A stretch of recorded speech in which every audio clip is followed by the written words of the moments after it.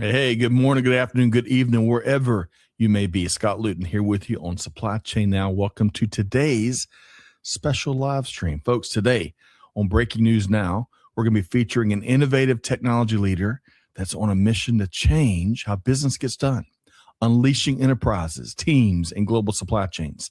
So stay tuned for actual perspective that might just have you looking at things a little bit differently here on Wednesday, December 17th. Hard to believe we're in the year. But before we get to that interview, I want to share a quick resource with you here today. And some of our longtime audience members know exactly what I'm talking about because we want to invite you to check out With That Said. It is our almost weekly newsletter that offers a helpful digest of resources, tools, and perspective. It's always includes our upcoming live shows here on Supply Chain Now, so you'll never miss an opportunity to share your own take. And that's the best part of all of our live shows. So you can check out the link in the chat and make sure you subscribe here today.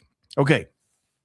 So as promised, we bring to you a mover and a shaker, an industry rock and roll star, someone that is wise far beyond his years, and you're going to enjoy his perspective here today. I want to welcome in Wiley Jones, co-founder and CEO with DOSS.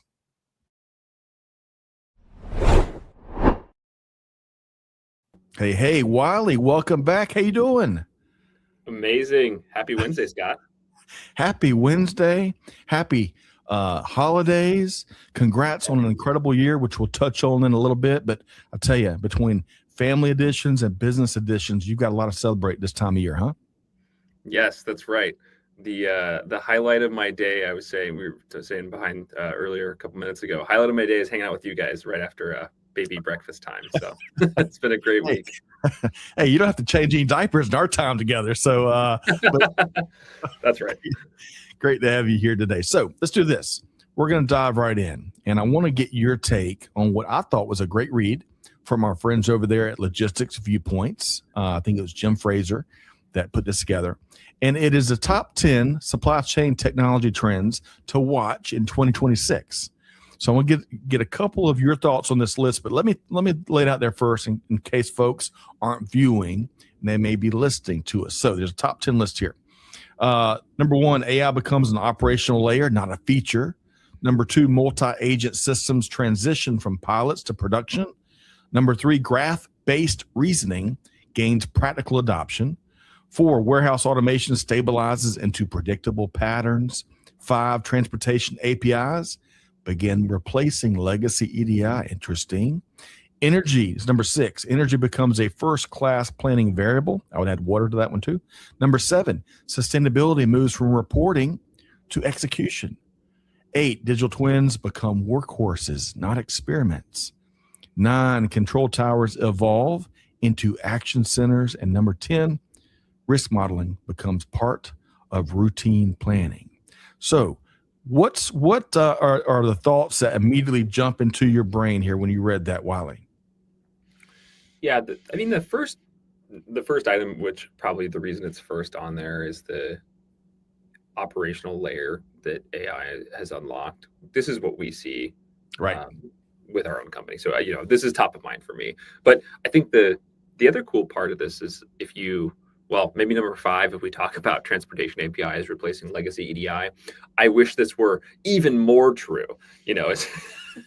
But we are seeing this very similar thing. I couldn't agree more that the ability to crystallize a lot of what was in place with EDI over the last 50 years or 40 years, moving over into actually first class implemented APIs. It's been something that's been really transformative for ourselves. What we see with a lot of our customers, people in the market broadly.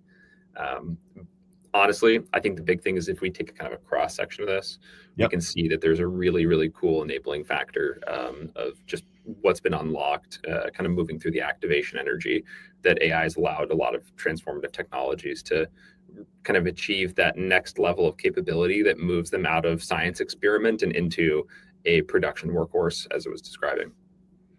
Yes. And there's one other thing. We're gonna dive deeper in AI in just a minute.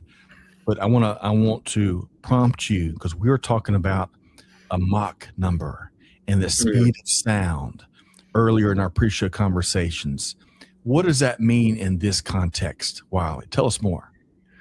Man, I think about this so often, which is that, when something hits a certain level of capability, the behavior kind of inverts. And this is the thing I always think about from school was the Mach number. It's the speed of sound. Is once you have something going past the speed of sound, the physical properties of the fluid actually switch, where it behaves like a liquid below the Mach number, and then after the Mach number, it starts to behave like a solid.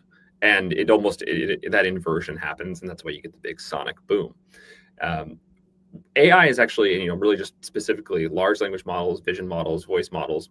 You're seeing that behaviors of technology that in the past were impossible are now not just becoming possible, but they're becoming easy. And we see this with, the ability for completely automatable end-to-end human, labor that was not even close to being able to be ready to, be productionized and productized even just a few years ago. Now it's trivial. You can plug in with, all the large, language model companies or the voice model companies, and you can have agents picking up the phone just as well as a human could. That was completely impossible. And that inversion that we're seeing is, I think people are just beginning to wrap their minds around what the productized version of this will actually end up looking like in practice. Yes. I would completely agree. And you say it, as always, very eloquently and brilliantly. And I don't use that as fluff in a fluff manner. It's very approachable for anyone to kind of wrap their head around the sonic boom, right? And Mach speed and kind of applying that technology. And to your point, agents that are more and more involved. I think it was Mike Griswold with Gartner that first couple weeks ago when me and Greg were interviewing him. He talked about how you're going to be receiving orders placed by agents. And that felt like future world stuff at the time. But Wiley, to your point, more and more it's become a reality. And it maybe not necessarily just in that application or instance, but in many, many similar ways, right? Yeah. I mean, we're seeing this across every industry. There are, especially on the customer support side and, customer service side, we're seeing it. And it's beginning to move deeper and deeper into the organization, all the way down to, procurement agents, inventory management agents, order management agents, the ability to automate the reconciliation process. We'll talk about this in a bit, I think, just from what we outlined in pre-show, but the ability to take human labor and convert it into something mechanical and computable. If I look back at that trends list, you can draw a clear line across all of those. That is the enabling thing here, is that if if we go and look at every single item, fundamentally the big unlocks for almost each of them is going to be over the next 10 years is going to be the ability to take human work and translate it over into something mechanical and computable using AI. I love it. And we are going to double down on that. So hold that thought for 1 second. I want to, again, give a high five to Jim Fraser over at Logistics Viewpoints. Folks, go check it out. Give us your take, all right? Your thoughts. Do you agree with, disagree with this list or anything me and Wiley are saying, especially Wiley? But let us know. I want to pull out a couple things here. We're going to circle back on AI in just a second. Risk modeling, right? You got number 10, and I don't think these are in any particular order, but risk modeling is no longer an annual review as Jim shares. And it's like, I would equate it to breathing in global supply chain right now. It's continuous to the point you almost don't even think about it. That's great. That's terrific. Digital twins become workhorses, not experiments. Remember when we used to always talk about digital twins and talk about how cool it'd be? Well, more and more, it's reality, right? Workhorses, that's a great word. Energy, which is number 6 here. I would also add water to that because energy and water management rises up the priority pole, right? We got to be careful rather about not taking anything for granted. I mean, the energy demands right now with what cutting edge innovation requires, it is mind-boggling. We're going to upgrade our infrastructure, folks. EDI. I think Wiley might have said this with a smile earlier. EDI may not be disappearing, but it's certainly showing its age, right? I like how Jim puts it in this piece. EDI becomes a fallback, not the foundation, end quote. So Wiley, we're going to get into AI fully throated in a second, but your final word on this top 10 list. Yeah, the risk modeling one is so interesting because it is the exact kind of thing you don't want to do annually. It's the kind of thing that needs to happen continuously as soon as the underlying pieces of information that make up the risk characteristics and make up the risk profile of something. As soon as those change, you want to go in and drive downstream action. Yep. And the ability to automatically extract those, surface those. There's actually a number of companies that we're, that we're close to as a business that we know who are going out and transforming very, very large enterprise in the way that they work on this, but even honestly, large governments and things even in the public sector. And so this is something that is being peeled apart and kind of turned over by every single large business right now that we're aware of. Yep. It's an opportunity for all, no matter what sector, no matter what part of the world, no matter your role in many ways in global business. All right, so let's do this. Folks, don't take our word, take Wiley's word. Don't take my word for anything on this list. Go check out the list. We're including the link very conveniently right there in the comments, right? And also, by the way, I opened up talking about our newsletter. Check that out. If for no other reason, then you'll get reminded of our live events coming up, and we'd love to feature your perspective. Of my favorite part, folks commenting and sharing their take in the cheap seat, so to speak. Okay, Wiley, I want to use this great read from Corinne Bursa, which you'll find, folks, over on our resource hub on the new supplychainnow.com. Go check it out. We're publishing a ton of written content there, which is great. I love it. My little inner supply chain nerd is thrilled, Wiley. So let's dive a little deeper, specifically on AI for a minute. I want to take, again, this recent blog post from Corinne Bursa, one of our hosts, a rock and roll star in industry for sure. And she led a tremendous panel of senior supply chain leaders a few months back. When I say an incredible panel, I'm talking to CSCOs and senior supply chain leaders of Hasbro, Kimberly-Clark, Lamb Weston, McCormick, Spice Company, and Mars Pet Nutrition. Now, what we did in this blog article, Wiley, is we captured a couple of key nuggets on how these incredible leaders were helping their teams and their organizations get past the AI hype and get more into AI outcomes.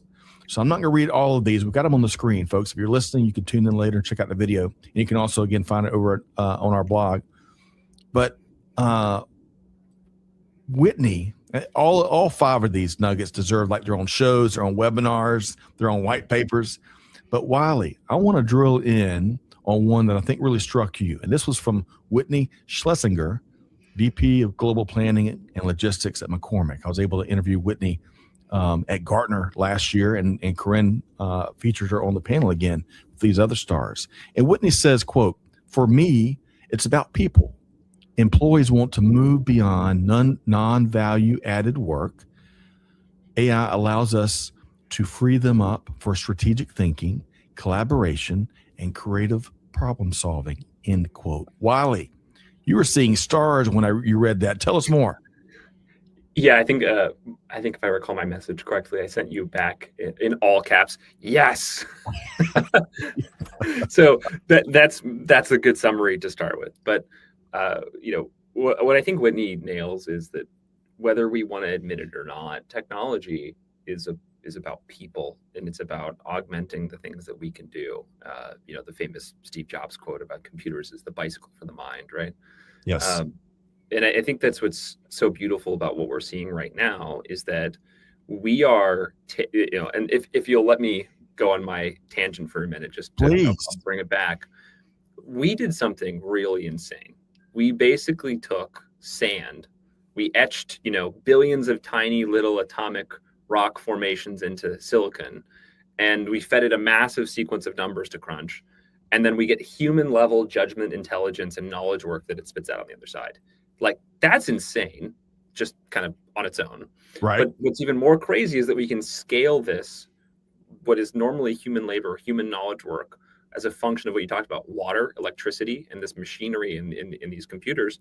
And we can get something that looks like the Industrial Revolution for human intelligence and for human labor, so that people can move beyond this non-value added work, exactly as Whitney was saying.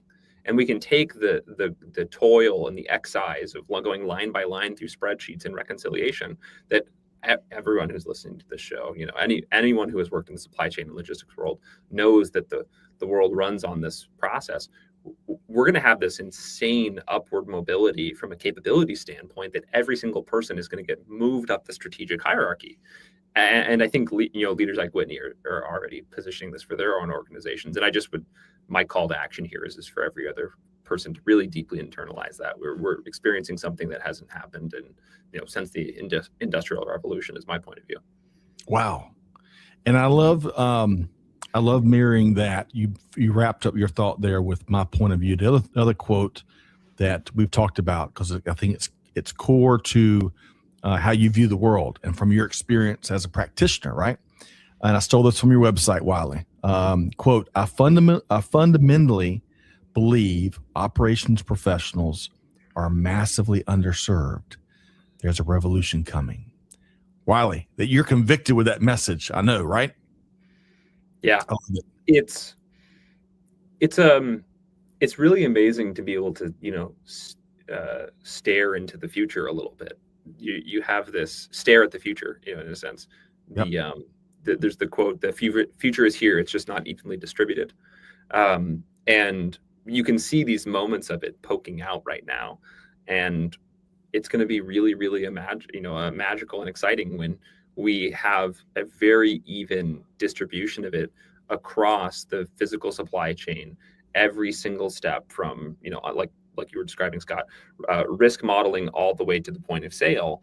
Every single workflow will be transformed, and things that are painful and frustrating and difficult and time consuming, we will find ways to make mechanical, the same way that we did with the manufacturing facilities and assembly lines of the Industrial Revolution. I think it's a really beautiful time to be working on all of this. It is. And going back to that visual you were painting, I certainly hope the future, as it pops out and peeks at us, is a lot more about the Care Bears and a lot less about gremlins. Wiley, okay? That's right. Can we both subscribe to that future?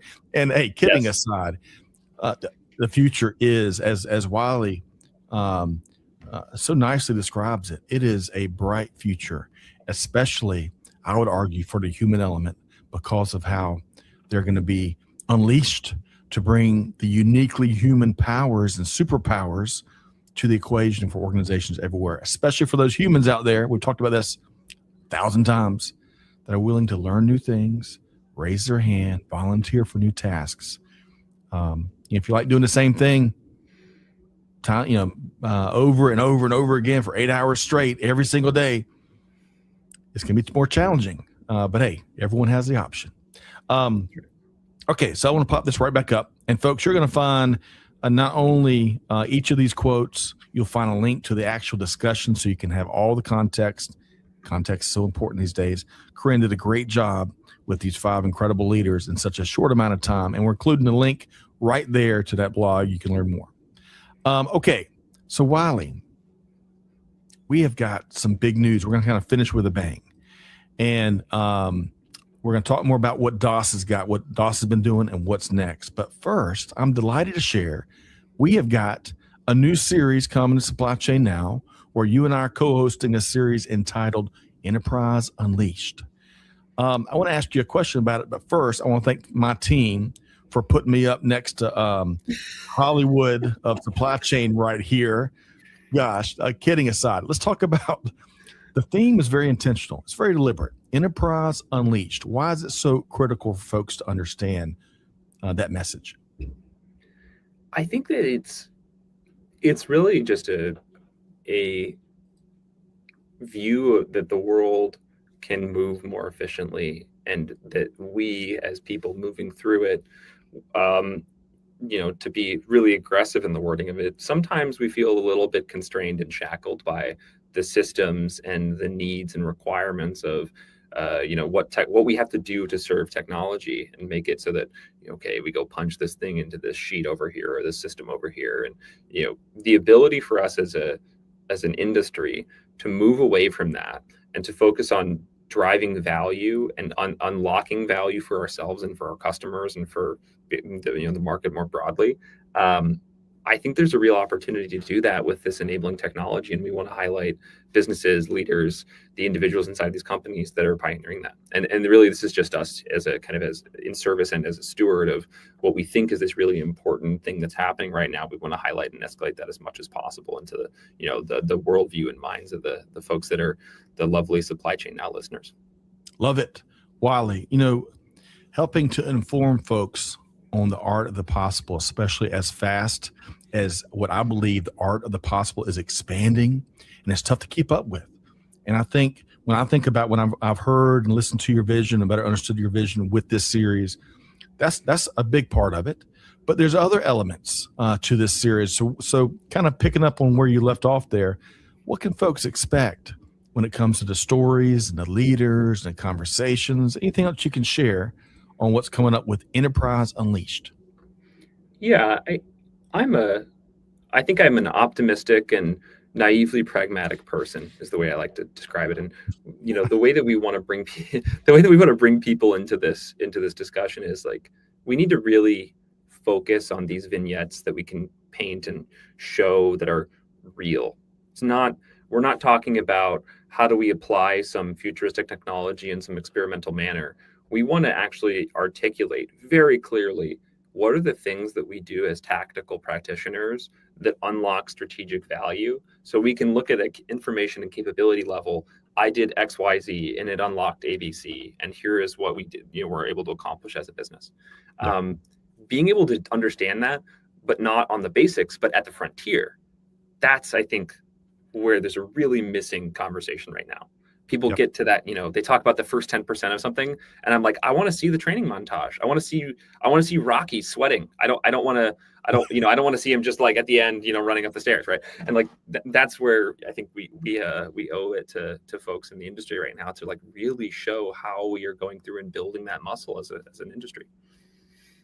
Well, Wiley, I sure am glad that I can lean on you to help fill in all the gaps on the stories that folks need to, that in some cases, they're craving to understand, much like what you're craving and yearning to see. So it should be outstanding. So folks, get ready. You'll have an opportunity. All the shows will be live. You'll have an opportunity to join us. We want to hear from you as we work through the stories, the full stories. And stay tuned as the first one is coming up soon in January. In fact, Amanda and Tricia, big thanks to you both for helping out with production. Steady Eddies, I tell you what, let's confirm the date and the time. If you just drop that right there in the comments. Okay, so let's do this. And by the way, it's really important, I think, for folks. Wiley Jones is for long. It's going to be 3 people out there that don't know Wiley yet, but it's really important to understand. Wiley doesn't attack. I would say, just my opinion. While he attacks it partly as a technologist, he also attacks the art of the possible as a practitioner. He's been there. Security cameras, that industry, pet toys, that industry. You've been in the seats of operators out there, and you're familiar with many of the old and new challenges that are important to them. Is that right, Wiley? Yeah, and I would say the trade in as a practitioner is moving so fast. I've been out of it now for even a few years that sometimes I'm going in and talking to our customers and people in the market. I'm like, wait, what are you doing? And I lean in, I'm like, what is that? And so the ability to stay in touch with it is just, a bit of my own creature curiosity that I like to keep up on. But I think in the duality of it is in some senses it has changed a lot, but then in other ways it is still exactly the same thing. And so being able to grapple with that as a former practitioner, but also then someone now who builds technology and tooling and infrastructure to support practitioners. It's nice for me to have one foot into, one side of it and one foot in the other. Love it. And I'm going to bear with me as I look up what duality means. I got to check that word out. Between Lee Klasko yesterday, giving me some new vocabulary words. I'm getting a few more from Wiley here today. So folks, circling back, January 13th, 12 noon Eastern time. It'll be a published event, so you can join us, add it to your calendar, you name it. But join me and Wiley and some great guests on January 13th, 12 noon Eastern time, as we kick off that series. So let's do this, Wiley. Fast and furious finish. I'll tell you, you've got some competition for best year ever, but I would argue you might have less competition for best third quarter ever. Now, I stole this shamelessly. I'm surprising you a little bit with this, but I stole this from your LinkedIn feed. Folks, go over there, follow, connect with Wiley on LinkedIn, okay? Especially for non-technologists like myself. I'm telling you, he's going to help you understand this brave new world. So check this out. Wiley was checking himself from 8 months ago, right, as they announced their $18 million Series A, right? And he laid out, you can go find us on his LinkedIn. He lays out what he plans to do over what initially was the next 4 quarters, but Wiley, y'all got this done in the next 3 quarters. Do you want to read these off here? Because you know a lot better. Yes, we grew the business a lot. We grew the team a lot. We built, our joke is we built the self-driving AI-enabled, system of record and operations cloud ERP.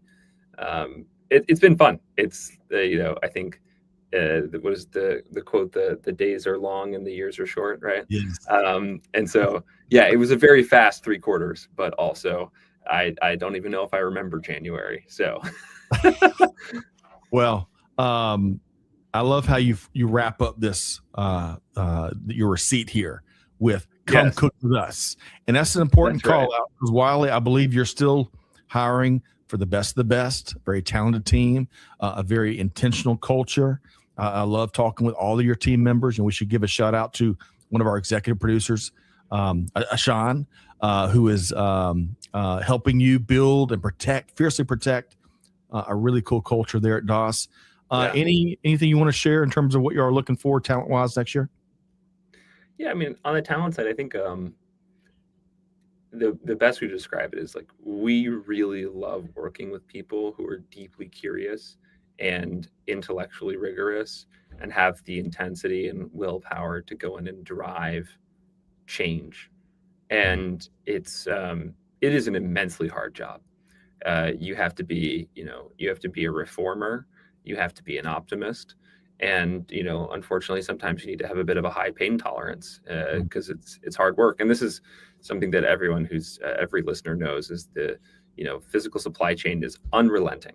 And if we want to go in and build tools to enable people to work through this, we have to build them armor for them. We have to build the shields and the swords that can stand through tough battles for what they do in their business. And so that means that also we need to be in the action with them. And so people who are excited by that possibility and not afraid of, being in the line of fire, this is a fun place to work. So, I'm putting the cart before the horse, as I tend to do sometimes, because you kind of laid out a little bit of culture and some of what you're hiring for. Let's make sure we answer the why, the what, really, right? Because you've already you can't have a conversation, I don't think, Wiley, without sharing the why, which I admire about you. So in a nutshell, what does DOSS do? And anything else you want to share about what's next for the company? Yeah. So DOSS is building an operations cloud. It's very much exactly what you'd expect on the standard procurement, inventory management, order management. There's a reporting layer that sits on top and collects up all of your data. There's a data infrastructure and integrations layer that sits underneath. And we think of it as an adaptive variant on what a lot of traditional ERP has done, where you have all these bespoke modules and they get customized to meet your needs.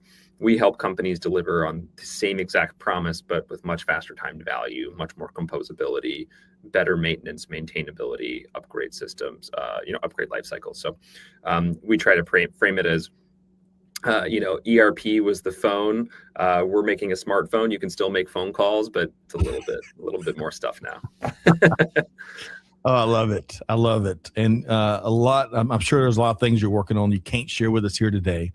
But folks, stick around. You're going to be able to hear from Wiley throughout the year. And your 2026, and I'm biased because I've gotten a chance to really know Wiley, got to know him over the past year or two. Me and Marty Parker have had some great conversations with Wiley. We've heard a lot of feedback from our wonderful, wonderful, smartest audience in all the world. And I'm so excited to provide more inventory in the Wiley Jones perspective category. New SKUs coming to supply chain now. Okay, so let's do this, Wiley. Connect, follow Wiley Jones on LinkedIn. Your convenient link is right there, along with the others. Also, hey, if you haven't added Supply Chain Now to your podcast list, do that. Shameless plug. And Wiley, final question beyond LinkedIn. Anything else you want to add in terms of how folks can connect with you, my friend? Just send me an email. I try to be super responsive and maybe too responsive. If you just wiley@doss.com, it's super easy. Just reach out to me. Would love to hear thoughts, and anything that, especially things that, people are considering as they're working on problems in their own companies, as they're seeing, trends in the market. We love to hear from folks that are, especially the practitioners and folks in the Supply Chain Now audience. Outstanding. Don't be surprised if you do hear back from Wiley and the team. And big thanks not only to Amanda and Tricia for handling production here today, but again, Sean, who's doing great work. Hopefully he'll join us on one of these upcoming series. We got to get him out, Wiley, huh? That's right. He's so good on stage. We had a conference, our first inaugural customer conference, and he was great on stage. So I got to swap him out for me. We're gonna get him. We're gonna get him. But Wiley Jones, founder CEO at DOSS, I am so thankful to have you here. I love your perspective, and we got a lot of work to do next year, huh? Oh yeah, I'm excited. Like you said, more inventory time scheduled and coming soon. I cannot be more excited for more Supply Chain Now area under the curve. That is right. And folks, we have rationalized. We've gone through the SKU rationalization. It's there. Yes. It's there. But I'll tell you, supply chain nerd jokes, they don't ever stop with me. Yeah. But folks, big thanks to Wiley. Big thanks to Tricia and Amanda. Make sure you go connect with Wiley on LinkedIn. Go check them out at DOSS.com. Don't be surprised if you hear back from the team. I love what they're doing. And folks, hope you enjoyed and learned from this conversation, right? The pace of global business, I'll tell you, it's remarkable. It's getting faster and faster. We got to stay informed by turning to trusted sources of sound information and analysis, right? Just like Wiley Jones here. Be sure to catch us, the new series, Enterprise Unleashed, and tune in to Supply Chain Now, wherever you get your podcast. Well, all that said, Scott Luton, on behalf of the whole team, happy holidays, Merry Christmas, Happy New Year, Happy Hanukkah, all that good stuff. And on behalf here of the Supply Chain Now team, do good, give forward, be the change that's needed. We'll see you next time right back here on Supply Chain Now. Thanks, everybody.